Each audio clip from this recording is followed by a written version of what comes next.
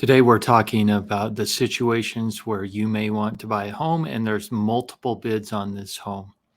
My name's Miles Pitcher. I'm the owner of Superior Lending. I've been in the business since 2001, and I'm excited to share some tips with you today. This is from a loan officer's perspective, meaning how can the loan officer help you win the bid in addition to the things that your realtor is going to do to help you. So right now in my market, I'm located in Utah, but I do loans across the country in all 50 states. We are starting to see multiple bids pop up again.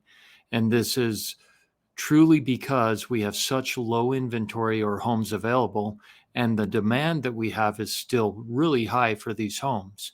So just simple economics, supply and demand, home prices are going to remain steady or start going higher, and it's going to create a situation where there's multiple bids. So let me give you some ideas and some tips here. Very first, I want to make sure that you are working with an experienced, qualified realtor. Let me assure you that having someone who is respected in the community, is experienced, and knows how to negotiate will take you a long, long ways in winning the bid. It's huge, in fact. So make sure your real estate agent is solid. If you ever need a recommendation, let me know. We work with many experienced realtors and can find out who can help you in being your realtor to win these multiple bid situations. All right, first tip. FHA, VA loans sometimes are looked down upon by sellers and sellers agents. Why? Because those appraisals can often be a little more tricky on getting done. They require, if it's a condo, the condo has to be approved by FHA or VA. To me, these are not valid reasons to say FHA and VA, we're going to not go with those, but the reality is that is a stigma that is out there with some sellers agents. So if you can fit into the conventional loan and your loan officer can make that work for you, it may help you get your bid further down the road in winning. Okay. TBD approvals. This means to be determined. This is where I take a client who has not gone under contract, nor necessarily don't know which home they're exactly getting.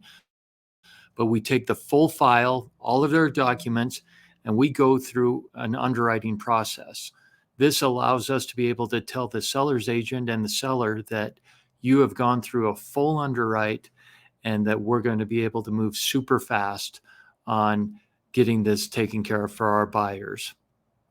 The next is having all the documents gathered together. Many times I get asked by the seller's agent, do you have all their documents? Have you pulled credit? Have you run what we call automated underwriting or AUS? And I need to be able to tell that agent, yes, we have. Contingency. So a contingency in a contract is where, as a buyer, you may say, I want to buy this house. I'm going to offer this much, but this offer is subject to me having sold my old home first before I can close on this one. If I'm not able to sell my old home, then I can back out of this contract. In a multiple bid situation, the fewer contingencies you have, the more competitive your offer will look. And your realtor will help guide you on this. This is their area of expertise.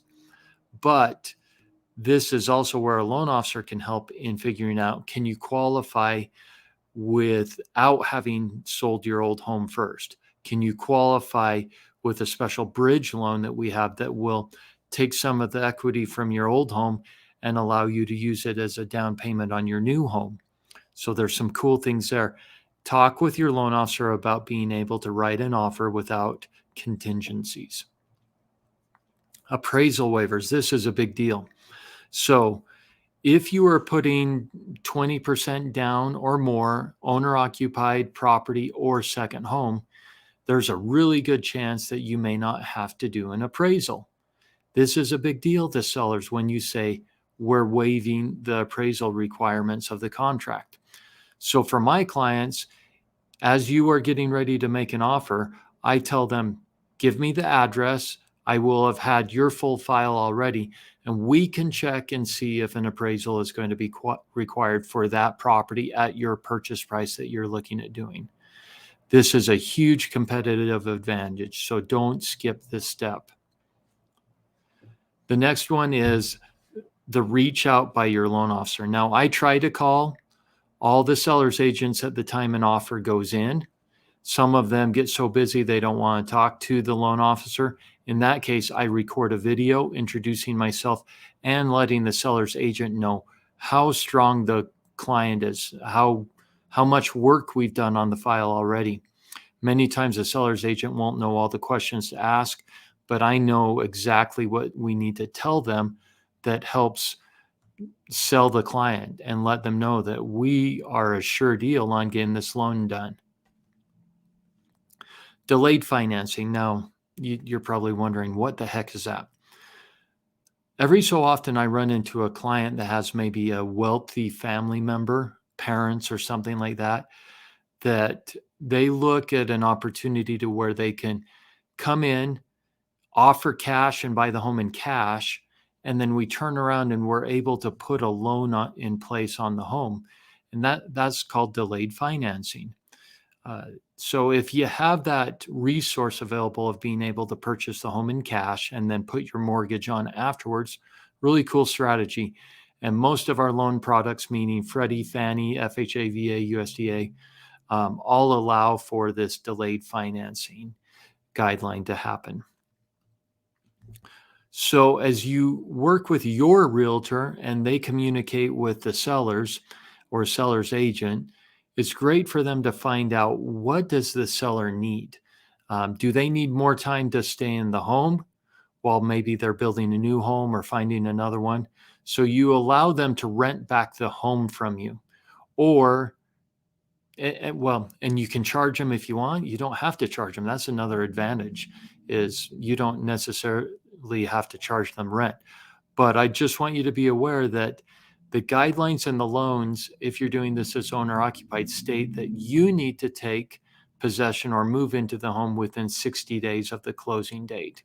So just be aware of that as you do that. It's a pretty cool strategy to let the sellers be flexible in when they move out.